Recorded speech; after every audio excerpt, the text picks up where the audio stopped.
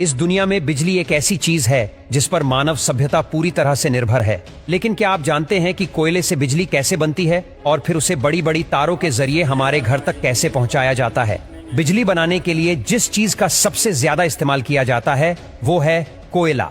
देश में 75% बिजली का उत्पादन कोयले से चलने वाले पावर प्लांट से ही होता है।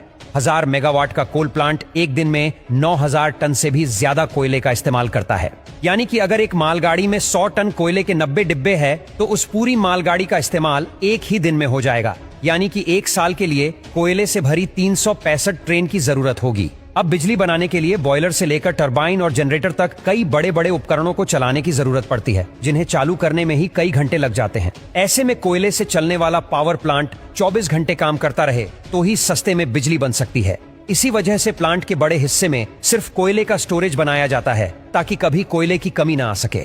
जब मालगाड़ियां पावर प्लांट्स के बेशकीमती खजाने यानी कोयले को लेकर प्लांट में पहुंचती है, तो एक एक करके सभी डिब्बों को अलग किया जाता है और पानी के फव्वारे के नीचे से गुजारा जाता है, जिससे कोयला थोड़ा गीला हो जाता है, ताकि जब आगे डिब्बों को पलटने की बारी आए तो डस्ट ना उड़े। अब गीले कोयले वाले उन सभी डिब्बों को बारी बारी से एक निर्धारित जगह पर लाया जाता है, जहां एक मशीन उन्हें उठाकर पूरा ही पलट देती है, जिससे उन डिब्बों का सारा कोयला कोल यार्ड में नीचे लगातार घूम रहे कन्वेयर बेल्ट पर गिरता रहता है।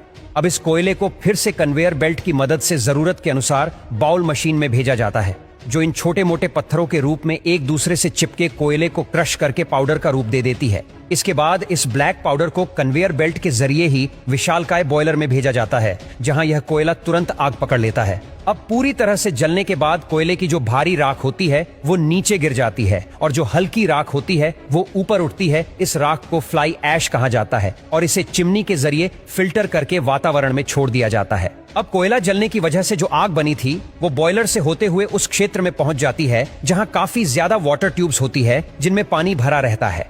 ये सभी ट्यूब्स हीट करके पानी को स्टीम यानी भाप में बदल देती है। जब ये स्टीम सुपरहिट हो जाती है तो पाइप का आगे वाला हिस्सा खोल दिया जाता है, जिससे स्टीम उन्हीं पाइप से ट्रेवल करते हुए आगे पहुंचती है। अब हम भाप को लेकर पावर प्लांट के उस हिस्से में पहुंचे जिसके बिना बिजली बनाना नामुमकिन है। जी हाँ, हम बात कर रहे हैं टरबाइन की, जो पाइप से निकली स्टीम यानी हाई प्रेशर वेपर की मार खाते हुए तेजी से घूमने लगती है। अब टरबाइन के घूमने की वजह से एक हाई मैकेनिकल एनर्जी जनरेट होती है, जिसे तुरंत एक बड़े जनरेटर में भेजा जाता है, और इसी मैकेनिकल पावर की वजह से उस जनरेटर की मैग्नेटिक फील्ड डिस्टर्ब हो जाती है और उनमें इलेक्ट्रिसिटी जनरेट होने लगती है।